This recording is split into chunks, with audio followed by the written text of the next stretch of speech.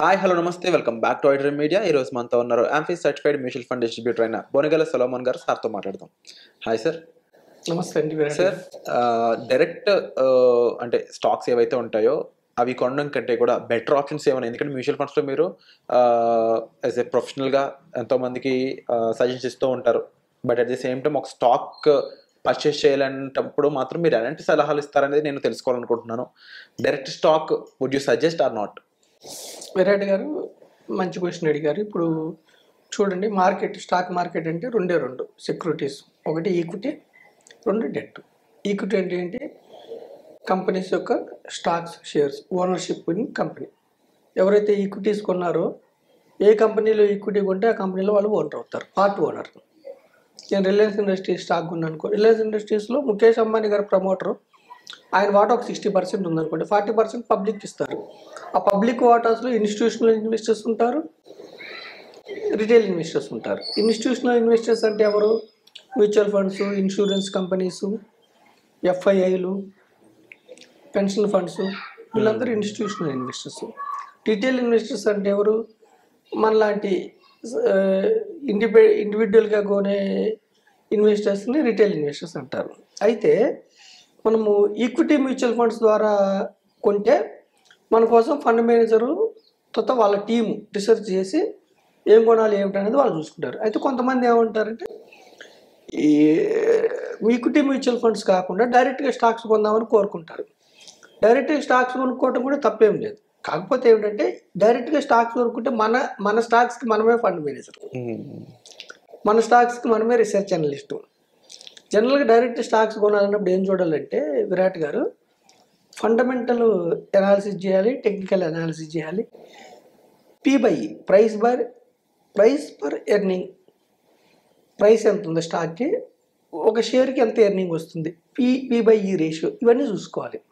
అయితే fundamental analysis అంటే ఏమిటంటే విరాట్ గారు, జనరల్గా ఫస్ట్ ఎవరైనా కానీ ఫస్ట్ స్టాక్ కొనాలంటే డీమ్యాట్ అకౌంట్ ఉండాలి. అది తెలుస్తుంది విషయం అందరికీ.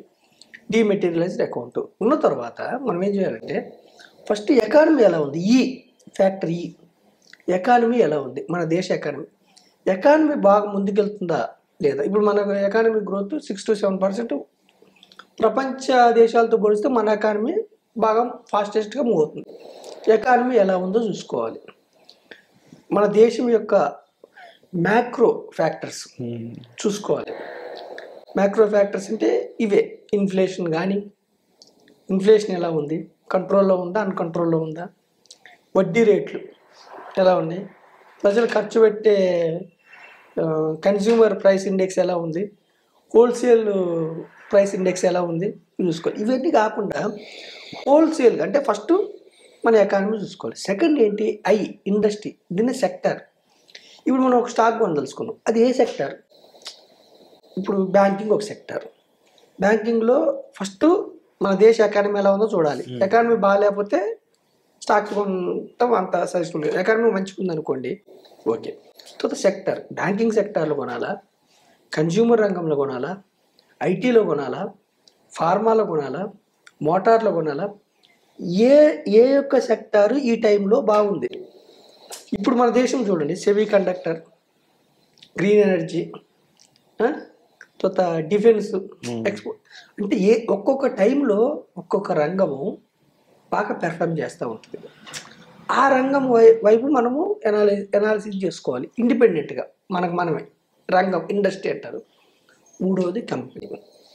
మళ్ళీ ఇప్పుడు రంగము చూసుకున్నప్పుడు కూడా ఆ రంగంలో కాంపిటీషన్ ఎలా ఉంది, ఎన్ని స్టాక్స్ ఉన్నాయి, ఏవి కొనుక్కోవాలి మనం. మూడవది కంపెనీ అనాలిసిస్.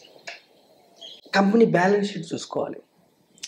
కంపెనీ ఎంతకాలం అయింది పెట్టి, ఆ కంపెనీ ఈ సంవత్సరం ఎలా ఉన్నాయి, ఇది సేల్స్ ఎలా ఉన్నాయి, ట్యాక్స్ కట్టక ముందు ప్రాఫిట్స్ ఎలా ఉన్నాయి, ట్యాక్స్ కట్టిన తర్వాత ప్రాఫిట్స్ ఎలా ఉన్నాయి, ఒక షేర్కి డివిడెండ్ ఎంత ఇస్తున్నారు, డివిడెండ్ ఇచ్చిన తర్వాత ఉన్న డబ్బుల్ని ఎక్స్పాన్షన్స్కి ఎలా వాడుతున్నారు, ఓకేనా. ఇవి చూసుకోవాలి. ఇవి అన్నీ చూసుకున్న తర్వాత కూడా మళ్ళీ డైవర్సిఫికేషన్ చేసుకోవాలి. నా దగ్గర ₹1,00,000 ఉన్నాయి, ₹1,00,000 ఒకే రంగంలో ఒకే కంపెనీలో పెట్టవచ్చా? పెట్టామనుకోండి హై రిస్క్. ఒకవేళ కంపెనీ దెబ్బతింటే, కొన్ని కంపెనీలు చెప్పుకున్నాం మనం ఇంతకుముందు ఎపిసోడ్స్లో, కొన్ని కంపెనీలు ₹1,000 స్టాక్ రూపాయికి వచ్చినాయి చెప్పుకున్నాం మనం, 10-15 కంపెనీలు. కాబట్టి మనం ఒకే కంపెనీలో ఒకే రంగం ఒకే కంపెనీ చూజ్ చేసుకున్నాం అనుకోండి, మళ్ళీ డైవర్సిఫికేషన్ చేయాలి. డైవర్సిఫికేషన్ చేసి కూడా కొన్ని కొన్ని ఏమిటి బిజినెస్ సైకిల్స్ ఒక్కొక్కసారి స్టాగ్నెంట్ అయిపోద్ది ఆ రంగంలో. అప్పుడు మనం బయటికి రావటం, మళ్ళీ కొత్త రంగం, ఇవన్నీ ఉంటాయి. సో ఫండమెంటల్ అనాలిసిస్ అంటే ఏమిటంటే ఫస్ట్ ఎకానమీ, తర్వాత ఇండస్ట్రీ రంగం సెక్టర్, తర్వాత కంపెనీ. మళ్ళీ ఇందులో ఈ 3 అయినాయి చూజ్ చేసుకున్నాం. మళ్ళీ top to bottom approach, bottom to top approach. Top to bottom అంటే ఏమిటి? ఫస్ట్ దేశం ఎకానమీ అది టాప్, తర్వాత కిందకి ఏంటి రంగం, తర్వాత కంపెనీ, ఇది టాప్ టు బాటమ్. ఓకేనా? ఇందులో కూడా మళ్ళీ ఎనాలిసిస్ ఎలా చేయాలంటే by analysis, cell analysis. By analysis ఎప్పుడు ఎట్లా చేయాలి అంటే ఏది ఆ టైంలో షార్ట్ పీరియడ్లో ముందుకెళ్తుందో దాన్ని ఆ కంపెనీస్ పట్టుకోవడానికి బై అనాలిసిస్. సెల్ అనాలిసిస్ ఏంటి? ఒక్కొక్కసారి ఏమవుతుంది, రెసిషన్ వచ్చింది. రెసిషన్ వచ్చినప్పుడు ఓన్లీ అప్పుడు ఏమవుద్ది, ప్రజల యొక్క కొనుగోలు శక్తి తగ్గుతుంది, ఓన్లీ కొన్ని స్టాక్సే పెరుగుతాయి. అట్లా ఫార్మా స్టాక్స్ వడ్డీ రేట్లు పెంచారనుకోండి, తగ్గించారనుకోండి, బ్యాంకింగ్ స్టాక్స్కి ఎఫెక్ట్ పడుతుంది. Sector wise develop. వడ్డీ రేట్లు పెంచినా తగ్గినా ఓన్లీ బ్యాంకింగ్ మీద ఎఫెక్ట్ పడతాయి, కానీ వడ్డీ రేట్లు పెంచినా తగ్గిన ఫార్మా మీద ఎఫెక్ట్ పడిద్దా? పడదు. అట్లా మనం ఏం చేయాలి, ఇవన్నీ చూసుకోవాలి. Top to bottom approach, bottom to top approach, తర్వాత బిజినెస్ సైకిల్ ఏ టైంలో ఏది పెర్ఫార్మెన్స్ ఇవన్నీ చూసుకోవాలి.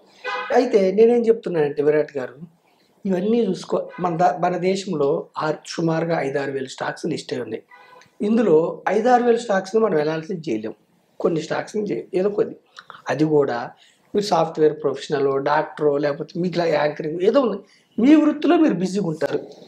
ఈ రిస్క్ ఇంత అనాలిసిస్ చేయాలంటే సామాన్యమైన విషయం కాదు, ప్రతిరోజు చేయాలంటే. సో అందుకే మన కోసం మన దేశం పెట్టిన మహాద్భుతమైన అవకాశం ఏంటంటే ఈక్విటీ మ్యూచువల్ ఫండ్స్.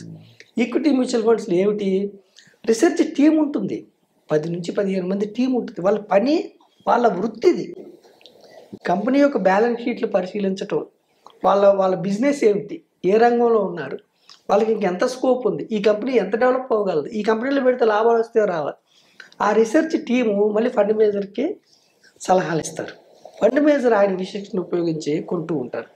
సో నేనేమంటున్నాను, మీకు నాలెడ్జ్ ఉందనుకోండి, టైం ఉందనుకోండి, డైరెక్ట్ స్టాక్స్కి వెళ్ళండి. కానీ అక్కడ మీరే ఫండ్ మేనేజర్, మీరే రీసెర్చ్ అనలిస్టు, మీ యొక్క విచక్షణ మీద అన్నీ పెరుగుతాయని చెప్పలేము, అన్నీ తగ్గుతాయని చెప్పలేము. Nifty 50, next 50 stocks, Sensex stocks, దుర్భేద్యమైన స్టాక్స్. ఇందులో కూడా ఒక్కోసారి కర్మగాలి దెబ్బతినే అడ్మినిస్ట్రేషను ఇంకొకటి ఫ్రాడ్ అయితే దెబ్బతింటుంది, కానీ లెస్ రిస్క్ ఉంటుంది, లిక్విడిటీ బాగుంటుంది, చక్కగా ఉంటుంది. కానీ ఇందులో ఏంటంటే గ్రోత్ రేట్ తక్కువ ఉంటుంది. పెద్ద స్టాక్స్లో ఎప్పుడు గ్రోత్ రేట్ తక్కువ ఉంటుంది. మిడ్ స్మాల్లో ఏమిటంటే కొన్ని స్మాల్లే రేపు మిడ్ అవుతాయి. అలాంటి స్మాల్స్ని పట్టుకుంటే మీరు మిక్కిలిది అనమాట, కానీ పట్టుకోవటం కష్టం. సో నేనేం చెప్తున్నాను, మన యొక్క ఐ డ్రీమ్ ద్వారా సామాన్యమైన ప్రజలకి, మధ్యతరగతి వారికి, ఇంకా హెచ్ఎన్ఐ కస్టమర్స్కైనా, హెచ్ఎన్ఐ వాళ్ళకైతే మీకు టైం ఉండదు, మధ్యతరగతి సామాన్య ప్రజలకి మనకు కూడా పెద్దగా అవేర్నెస్ ఉంటుంది. కాబట్టి నాలెడ్జ్, ఈక్విటీ మ్యూచువల్ ఫండ్స్ మనకి దేవుడిచ్చిన అవకాశం, మన దేశం ఇచ్చిన అవకాశం. ఒకప్పుడు అవేర్నెస్ లేదు, ఇప్పుడు వేలకు వేల స్కీమ్స్, ఎన్నో స్కీమ్స్, వందల స్కీమ్స్ 12% అబోవ్ రిటర్న్ ఇచ్చినవి ఉన్నాయి. సెన్సెక్సే దానికి ఎగ్జాంపుల్. 12% లెక్కేసుకుంటే కూడా పవర్ ఆఫ్ కాంపౌండింగ్ వల్ల ఒక ఆర్డినరీ పర్సన్ దీర్ఘకాలంలో ధనవంతుడు అవుతున్నాడు. 25,000 crores చూసుకున్నట్లయితే మనకి ఎస్ఐపి నుంచి వస్తుందంటే ఎంతమంది ఎస్ఐపి ద్వారా ఇన్వెస్ట్ చేస్తున్నారు చూడొచ్చు. అది బెస్ట్ ఎగ్జాంపుల్ అనొచ్చు. కూడా ఇంకొక మాట విరాట్ గారు, ఎఫ్ఐఐలు ఒకప్పుడు ఎఫ్ఐఐలు ఫారిన్ ఇన్స్టిట్యూషనల్ ఇన్వెస్టర్స్ సెల్ చేయగానే మన మార్కెట్స్ కుదుపుకు లోనయ్యాయి. ఈరోజు ఎఫ్ఐఐలు వెళ్ళిపోతుంటే కూడా డొమెస్టిక్ ఇన్వెస్టర్స్, మన జాతీయ ఇన్వెస్టర్స్, మన రిటైల్ ఇన్వెస్టర్స్ మీరు అన్నట్టు ఎస్ఐపి ద్వారా 25,000 కోట్లు పెడుతున్నారు. అవేర్నెస్ వచ్చింది, దీర్ఘకాలంలో డబ్బులు వస్తాయని అవేర్నెస్ రావటం వల్ల మన మార్కెట్స్ స్టేబుల్గా ఉంటున్నాయి. Wonderful sir. తప్పకుండా ప్రతి ఒక్కరికి కూడా ఇన్వెస్ట్మెంట్ గురించి తెలియాల్సిన అవసరం ఎంతైనా ఉంది. బట్ ఆ ఇన్వెస్ట్మెంట్ ఆప్షన్లో ఈక్విటీ మ్యూచువల్ ఫండ్స్ అనేవి ది బెస్ట్ అని అందరికి తెలిసిన విషయమే. సో దానికి సంబంధించి రైట్ ప్రొఫెషనల్ మీరు అంటే కన్సల్ట్ చేసినట్లయితే రైట్ ఫండ్ అనేది మీకు సజెస్ట్ చేయడం జరుగుతుంది. దానికి సంబంధించి డిస్ప్లే అవుతున్న నెంబర్స్ కాల్ చేసి మీరు బొనగల్ సలోమన్ గారితో అపాయింట్మెంట్ అనేది ప్లాన్ చేసుకోవచ్చు. Thank you so much sir. Thank you Virat గారు, థ్యాంక్ యూ ఐ డ్రీమ్.